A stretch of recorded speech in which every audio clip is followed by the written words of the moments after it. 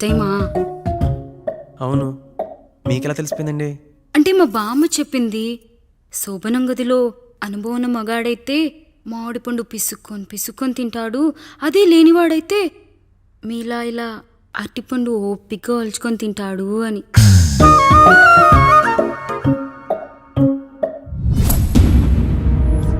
ఏంటవి?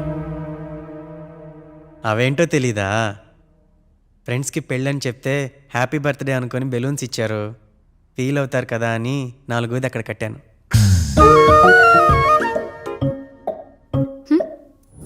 ఈ అన్నీ వచ్చాడు. పిల్లల గదిలోకి వెళ్ళారా? వెళ్ళారండి. మీరెంత ఏంటి ఇంత రాత్రి అయినా ఇంకా పడుకోలేదా? మీరు లేనిది ఎప్పుడైనా పడుకున్నామా అన్నయ్య? అందరం కలిసే కదా పడుకునేది మావయ్య. సరే అందరం పెద్దోడి గదిలో పడుకుందాం. ఈ రోజు వాడి శోభనం కదా, అసలే కొత్త. పక్కనుంటే ధైర్యంగా ఉంటుంది. పక్క నుండి దగ్గరుండి జరిపిద్దాం, పదండి.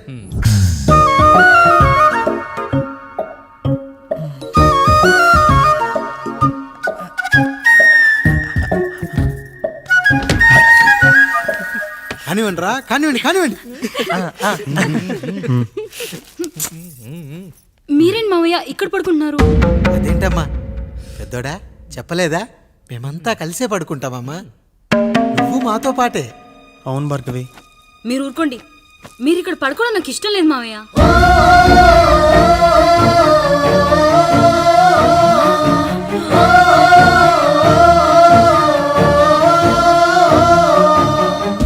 అదేంటమ్మా అలా అంటావు? ఎన్నో చూశాం, ఎన్నో చేశాం.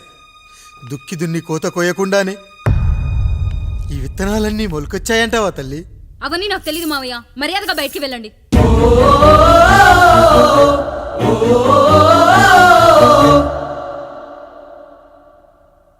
కనీసం ఆ మూలనైనా పడుకుంటామమ్మా. నువ్వైనా చెప్పరా పెద్దోడా? అంటే తను ఇబ్బంది పడుతుంది కదా నాన్న.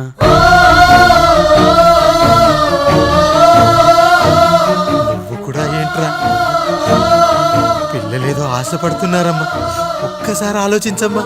మావయ్య మీరు బయటికి వెళ్తే మేము తలుపులేస్తాం.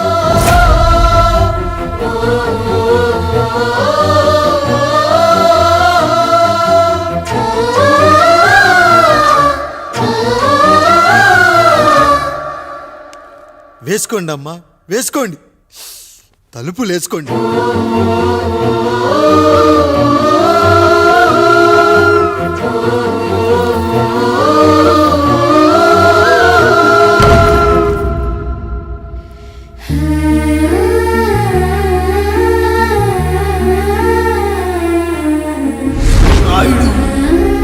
బిడ్డలు జాగ్రత్త. ఈ రోజు నుంచి వీళ్ళంతా నీ తమ్ముళ్ళు చెల్లెళ్ళు కాదు, నీ బిడ్డలు.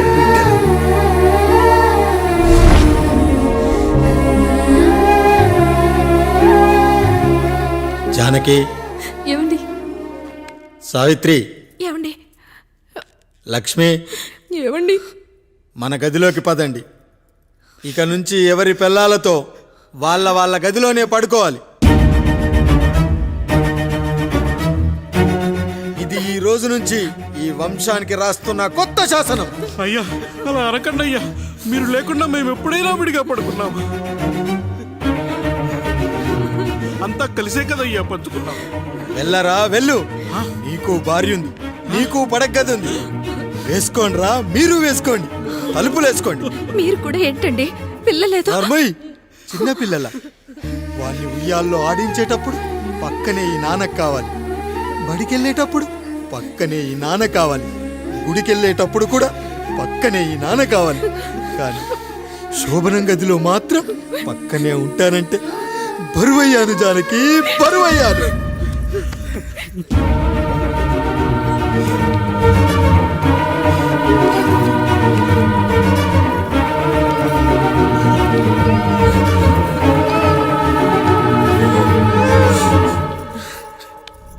ఏంటండి ఇంకా అదే ఆలోచిస్తున్నారా? ఎలా మర్చిపోగలను లక్ష్మి? జరిగింది ఏదో జరిగిపోయింది, మీరు బాధపడకండి. ఎంత మాట అన్నాడో చూసావా? నా భార్య ఇబ్బంది పడుతుంది, బయటికెళ్ళండి నాన్న అన్నాడు. వాడిని ఎలా పెంచాను?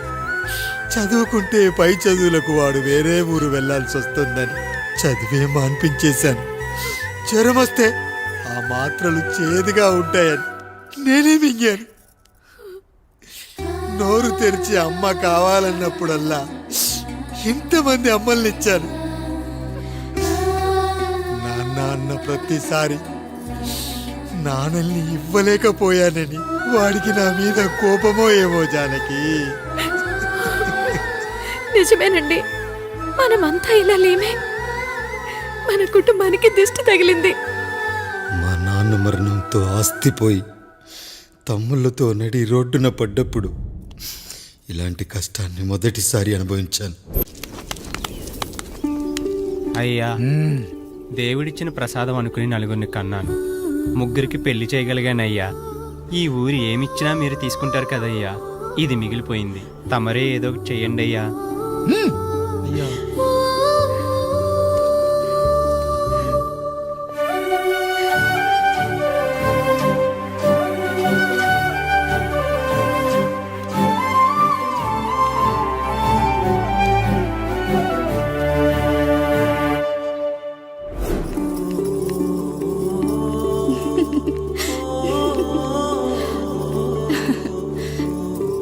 ఈ ఇల్లు, ఆస్తి, ఇంత గొప్ప భర్త, పిల్లలు, చాలా ఆనందంగా ఉందండి. కానీ నాకు ఒకటే లోటు. మన తర్వాత మన పిల్లల్ని చూసుకోవడానికి వీళ్ళకొక అన్నయ్య కావాలండి. అచ్చం మీ పోలికలతో వీళ్ళకొక అన్నయ్యని కందామండి. నువ్వు అడిగితే కాదనగలనా?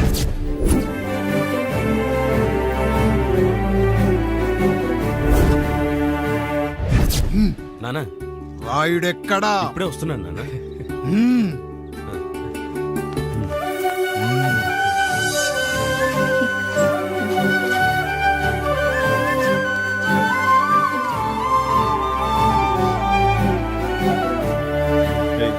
చూడరా, మీ అన్న మీద పగ తీర్చుకోవడానికి నీకు ఇదే సరైన సమయం.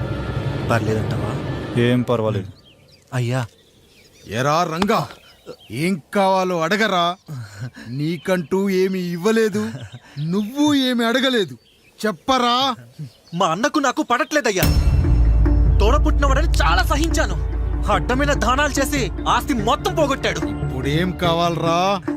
కొద్దిగా ఈ కత్తి తీసుకొని వాడిని చంపి పెట్టండి అయ్యా.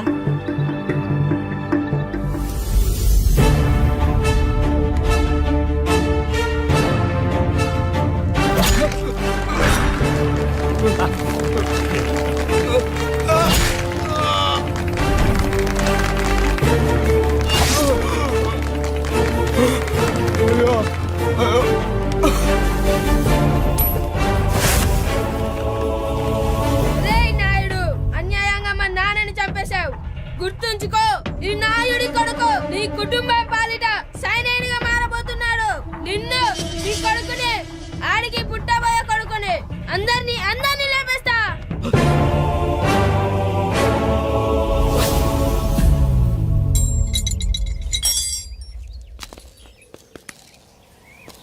ఏం జరిగింది? మీరు హత్య చేసినట్టు ఇప్పుడే సమాచారం అందింది. తగిన సాక్ష్యాధారాలు పరిశీలించిన పిమ్మట మీకు యావజ్జీవ కారాగార శిక్ష, 2000 రూపాయల జరిమానా విధిస్తూ అరెస్ట్ చేస్తున్నాను. అయ్యగారు నా కోసం చేసిన త్యాగాన్ని హత్య అంటుందా మీ చట్టం? ఇదెక్కడ న్యాయం? మనిషికి ఇచ్చిన మాట నిలబెట్టుకుంటే అరెస్ట్ చేస్తారా? ఏ దేశంలో ఉంది చట్టం? నన్ను ఏం చేయమంటారు రాయుడు గారు? 9వ తరగతి చదివి ఊర్లో గాలికి తిరుగుతున్నా నన్ను మీ మనిషి ఒకడు పోలీస్ స్టేషన్లో ఉండాలని నన్ను ఎస్ఐన్ చేశారు. సాటి మనిషిని స్వేచ్ఛగా హత్య చేసుకోవాలని దౌర్భాగ్య స్థితిలో బతుకుతున్నాం మనం.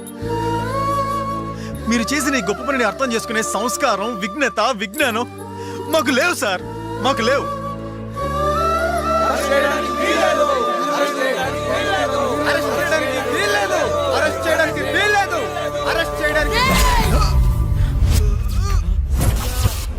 నాయుడు గారు,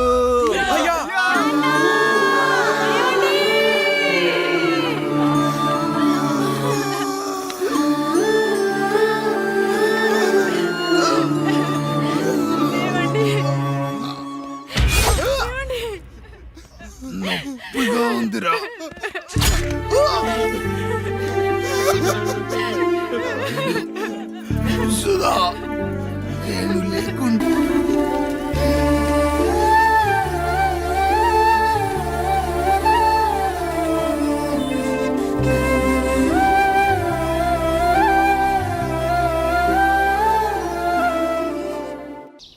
సందర్భంగా 50 మందికి తెలియజేయనిదేమనగా ఊరికి కొత్తగా వచ్చిన యాండ్రాయిడ్ తన తండ్రి పెదరాయుడు అని ఆస్తిలో వాటా పంచమని రచ్చబండిని ఆశ్రయించడం వలన గ్రామ పెద్దలందరూ రేపు 11 గంటలకు రాయుడు గారి ఇంటికి రావాల్సిందిగా కోరుతున్నాము.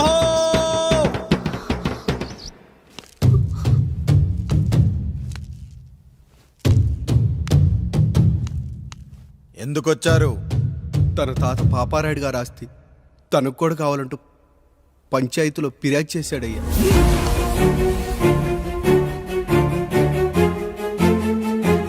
మస్తా గారు, ఆ దస్తావేజులు ఇవ్వండి. మరి మా సంగతి ఏంటి? అడగరేంటి? అవునన్నయ్య. ఈరోజు మీ పన్మేష్ కొడుకొచ్చాడు, రేపు ఆ పాల్దం కూతురు వస్తుంది. ఇలా వచ్చినోళ్ళంతా మీ సంతానమే అని తెలిసాక అదిగో ఆ కాముడు చెప్పినట్టు మా ఆయన వాటా కిందో బాత్రూము, నాకో సబ్బు బిల్ల, నా పుట్టబోయే బిడ్డకో బొట్టు బిల్ల, ఇదే మిగులుతుంది. అయినా ఊరి జనాభా కన్నా అన్నయ్య పిల్లల సంఖ్య ఎక్కువైపోతుంది. వాళ్ళందరూ ఇంటి మీదకి వచ్చే లోపు మా ఆస్తి మాకు ఇచ్చేస్తే మా బతుకులు మేము బతికేస్తాంగా. అవునన్నయ్య, మా ఆస్తి మాకు కావాలంతే. ఎవరిని పట్టుకుని ఏం మాట్లాడుతున్నారయ్యా? ఉన్నప్పటి నుంచి ఆయన మిమ్మల్ని సాగుతూ ఉన్నారు. ఈ రోజు పెరిగి పండయ్యాక మా దారి మేము చూసుకుంటా ఉండడం న్యాయం కాదయ్యా, న్యాయం కాదు. ఏ ఆయన నీకో కొడుకునిచ్చాడా? వాడి పేరేంటి? ఐఫోనా? ఎరా, ఆస్తి కావాలా? 4 బ్రష్లతో తోముకుంటే ఎక్కడ విడిపోతామో అని నా బ్రష్ టూత్ పేస్ట్ నీకు త్యాగం చేసినప్పుడు అప్పుడు అడగాల్సిందిరా, అన్నయ్య ఆస్తి కావాలి అని. ఎరా, నేను వాడిపారేసిన లంగోటాలు మార్చి మార్చి చొక్కాలు చేతిగుడ్డలుగా వాడారే, అప్పుడు అడగాల్సిందిరా, అన్నయ్య ఆస్తి పంచు అని.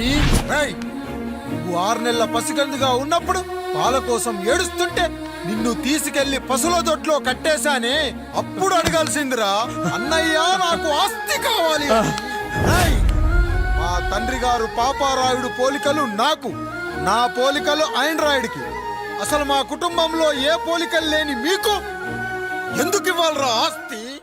ఆస్తి లేదు, గీస్తి లేదు. Get out, get out, get out, get out, get out, get out అని నేను అనొచ్చు, కానీ అనగలనట్రా? అనలేను. ఎందుకంటే మీరంతా నా తమ్ముళ్ళు, నా చెల్లెళ్ళు. రక్తం తాగిన దోమ కూడా వెళ్ళేటప్పుడు కృతజ్ఞతగా ఏ మలేరియానో టైఫాయిడో వదిలి వెళ్తుంది. కానీ రక్తం పంచుకొని పుట్టిన మీరు ఈ అన్నయ్య కోసం ఆస్తి కూడా వదల్లేకపోతున్నారు కదరా. గుమస్తా గారు, నా యావదాస్తి నా తమ్ముళ్లకు, చెల్లెళ్లకు వాళ్ళ పేర్ల మీద రాయండి. నాకు చిల్లి గవ్వ కూడా అక్కర్లేదు. ఇక ఈ ఇంటికి నాకు ఎటువంటి సంబంధం లేదు. లక్ష్మి, సావిత్రి, మీ చీరలు విప్పేయండి. ఇక్కడికి వచ్చేటప్పుడు ఏ చీరలు కట్టుకున్నారో వెళ్ళేటప్పుడు కూడా అదే చీరలు కట్టుకోండి. వెళ్ళిపోదాం. దస్తావేజులు తీసుకురండి.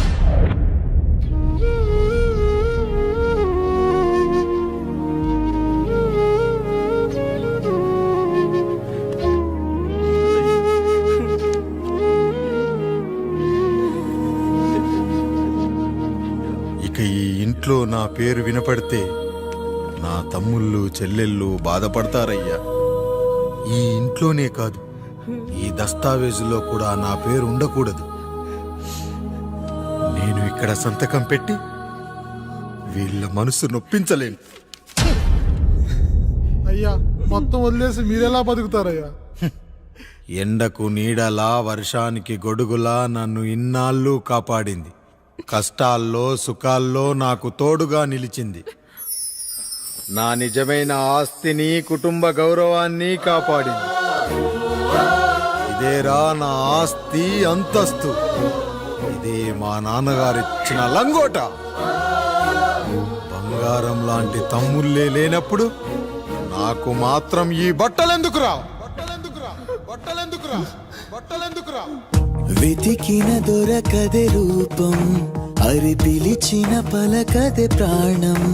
వెతికా నువ్వు నడిచిన దారుల్లో, బ్రతికే నువ్వు విడిచిన శ్వాసల్లో. హో నీడనడిగా గాలినడిగా ఎక్కడని నా ప్రాణం, ఏరునడిగా ఊరునడిగా ఎందుకని మౌనం, బాధనను విడువనని తడిమినది వెంటపడి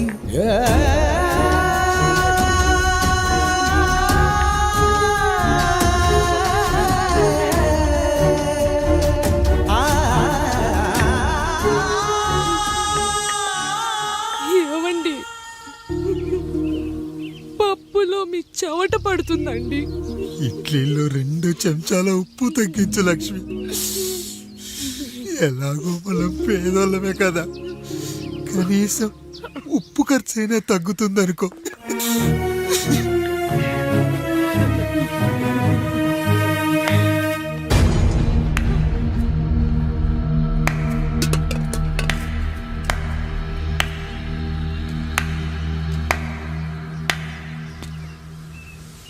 పప్పు రుబ్బుతున్నావా పెదరాయుడు? ఎవడికైనా చేసిన పాపం పండుతుంది అంటారు, నీకు మాత్రం అదిగో అలా పిండయింది. అరే రే రే రే రే, చేతి నిండా భార్యలు, ఇంటి నిండా బంధువులు, బీరువా నిండా డబ్బులు, ఊరి నిండా జనాలు. ఏరి ఎక్కడ ఇంటర్వెల్ ముందు ఇంటర్ చదివే కుర్రాడు ఏదో ఆవేశంగా డైలాగులు చెప్పాడు, సెకండ్ హాఫ్ కు మర్చిపోతాడు అనుకున్నావు కదూ? మర్చిపోవడానికి నువ్వు నాకు ఇచ్చింది అప్పు కాదు, ద్రోహం. అమ్మ వచ్చిన ప్రతిసారి అడిగేవాన్ని, అమ్మా నాన్నెక్కడా అని. నీ గురించి తెలిసాక నీ ముందుకొచ్చా, నీ బ్రతుకుని ఇక్కడి దాకా తీసుకొచ్చా. పిక్చర్ అభి బాకీ హే మేరా పితాజీ. నిన్నిలాగే వదిలేస్తే ఈ ఆండ్రాయిడ్ తో వదలవు. సామ్సంగ్లు, హెచ్టీసీలు, లెనోవాలు అంటూ కనిపారేస్తూ మా అమ్మ లాంటి వాళ్ళ కోసం తిరుగుతూనే అంటావు.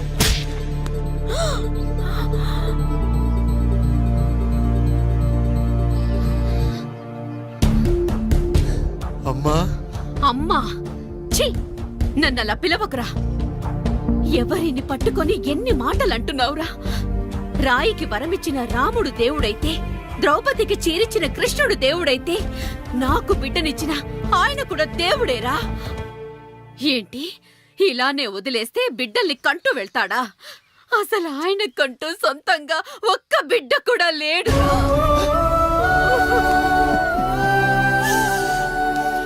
అసలు ఏం జరిగిందో తెలుసా? మీరుండండి అయ్యా, ఉండండి. మొదటి భార్యని చేసుకున్నాక పిల్లలు పుట్టలేదని రెండో పెళ్లి చేసుకున్నారు. ఆవిడకి పుట్టలేదు. మూడోసారైనా తగులుతుందనుకున్నాం, తనకే పుట్టలేదు. పిల్లల కోసం పెళ్ళాలని మార్చాడే కాని వాళ్ళని వదిలేయలేదురా. అదిరా మా పెద్దయ్య మనసు. ఆయన దగ్గర బాణం ఉంది కానీ లేదురా. అసలు నీ తండ్రి ఎవరో నీకు తెలుసా? తెలుసా? ఇదిగో ఈ కాముడేరా నీ తండ్రి. గేదె నల్లగా ఉన్నంత మాత్రాన పాలు తెల్లగా ఎలా ఉన్నాయనే కదరా నీ ప్రశ్న. దానికి సమాధానం చెప్పాలంటే, ఒక వర్షం కురిసిన రాత్రి నేను 9వ నెల బాలింతగా ఉన్నప్పుడు. పండు పండు, ఇదిగో. ఏమిటండి ఇది? నిద్రలేస్తే నేను, బయటికెళ్తే గంటోడు, పక్కకెళ్తే పాలేరు, ఎప్పుడూ తిరిగే తాయారు. రోజు మమ్మల్ని చూసి చూసి బిడ్డ కూడా జిడ్డు మొహం వేసుకుని పుడతాడేమో అని భయంగా ఉంది. కడుపులో ఉన్నప్పుడు మనం ఎవరి మొహాలైతే చూస్తామో అచ్చం వారి పోలికలతోనే పుడతారంటారు. పొరపాటున నా పోలికలతో పుడితే? అదేంటి కాముడు, నీకేం తక్కువ? జుట్టు ఉండాల్సిన చోట లేకుండా అవసరం లేని చోట విపరీతంగా పెరిగిపోతుంది. మనకు పుట్టబోయే బిడ్డ గొప్ప అందగాడై ఉండాలి. ఇదిగో రోజు ఈ దేవుడి ఫోటోలు చూడు, వాళ్ళలాగే అందంగా పుడతాడు. కడుపుతో ఉన్నప్పుడు ఎవరి ఫోటో చూస్తే ఆ పోలికలతో బిడ్డ పుడతాడా? కనిపించని దేవుడి పోలికలు నా బిడ్డకెందుకు? ఈ ఊరికి దేవుడు రాయుడు. నా బిడ్డ ఆయనలాగే పుట్టాలి, ఆయనలాగే పుట్టాలి.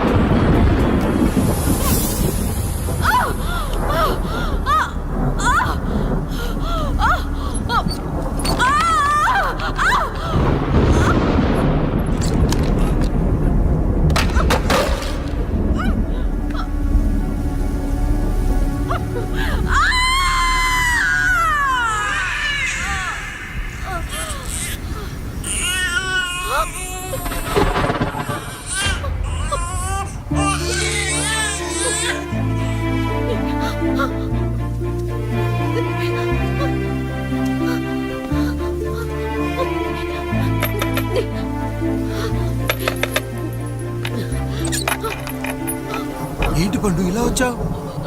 అయ్యా తప్పు జరిగిపోయింది పెద్దయ్యా. ఏం జరిగింది? అసలే నువ్వు ఒట్టి మనిషి కూడా కాదు.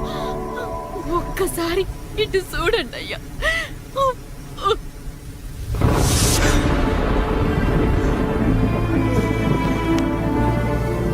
వీడేంటి అచ్చం నాలా ఉన్నాడు? అసలేంటి? ఎందుకు ఇలా జరిగింది?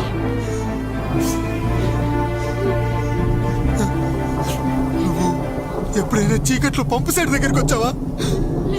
మరి అమలాపురంలో శివాలయం దగ్గర రత్నాలు నీకేమైనా అమ్మవుతుందా? లేదు. పిఠాపురంలో పద్మ, రామాపురంలో లక్ష్మి, కాకినాడలో సుజాత. అయ్యో దేవుడా, అయ్యా అసలు ఇదంతా ఎలా జరిగింది పండు? అయ్యా ఇదంతా కాముడి వల్లే అయ్యా, కాముడి వల్లే. కాముడా? కాముడు కుటుంబానికి నాకు ఏం గుర్తు రావట్లేదే. ఎన్నని గుర్తు పెట్టుకోగలను నేను మాత్రం. అయ్యా అది కాదయ్యా.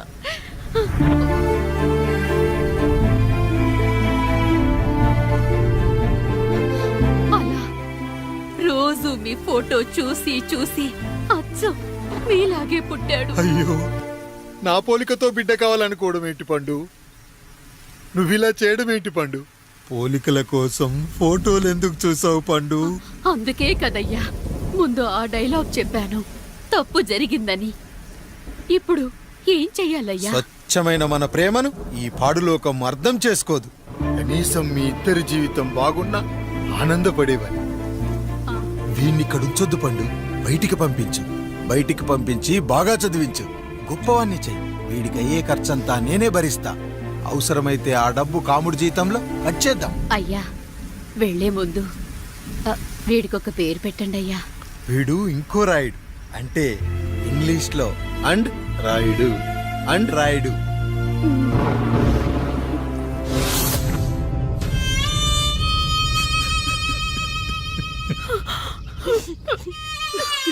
ఇదిరా నీ కథ, నా గతం.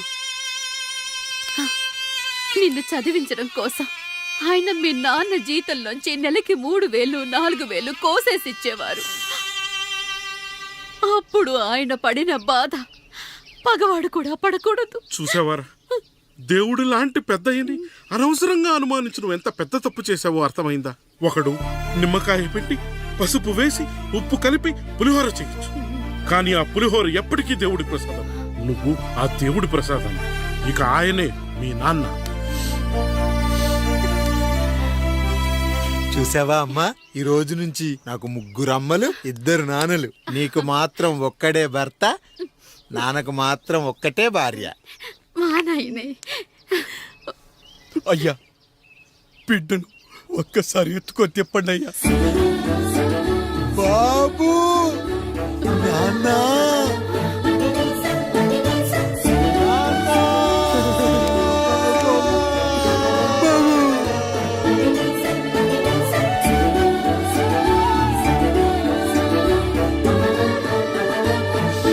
నన్ను క్షమించు నాన్న. ఇప్పటికైనా నిజం అర్థం చేసుకున్నావు. అది నాకు చాలురా, చాలు. చాలదు నాన్న, నిన్ను ఏలెత్తి చూపిన జనంతో చెయ్యెత్తి దండం పెట్టించాలి. అన్నయ్య కంటే ఆస్తి ముఖ్యమనుకున్న మన కుటుంబానికి గుణపాఠం నేర్పించాలి. ఇక నాకు వదిలే నాన్న, నేను చూసుకుంటా.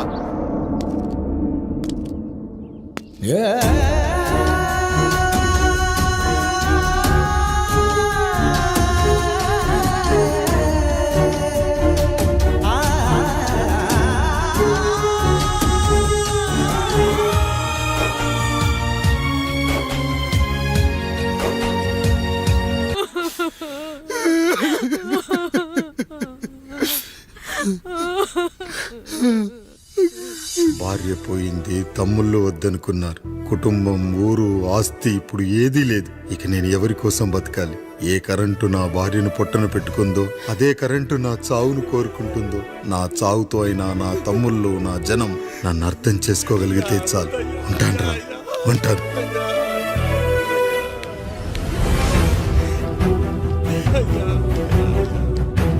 అయ్యా అయ్యా రండయ్యా, పెద్దరాయుడు గారు చనిపోతున్నారయ్యా. రండయ్యా, మీరన్న వచ్చి ఆపండి అయ్యా. అయ్యా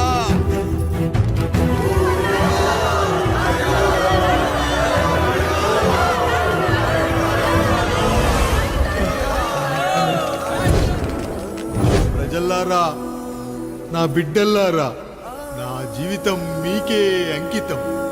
మళ్ళీ జన్మంటూ ఉంటే మీకోసం తిరిగి వస్తాను.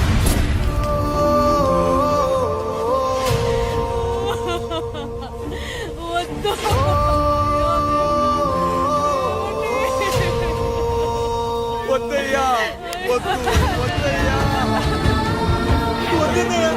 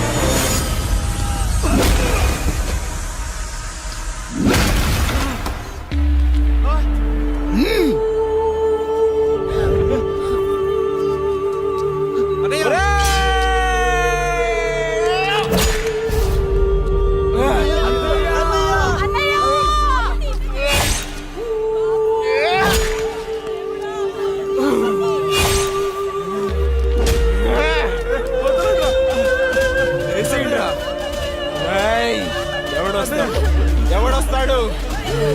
నిన్ను కాపాడటానికి ఎవడొస్తాడు? ఏసేంట్రా?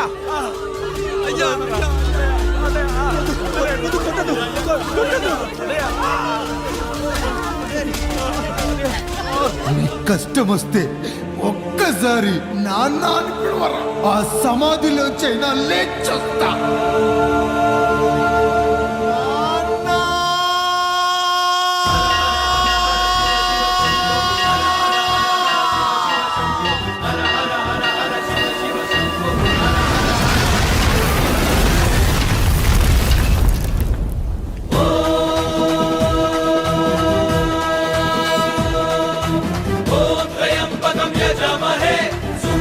పుష్టివర్ధనం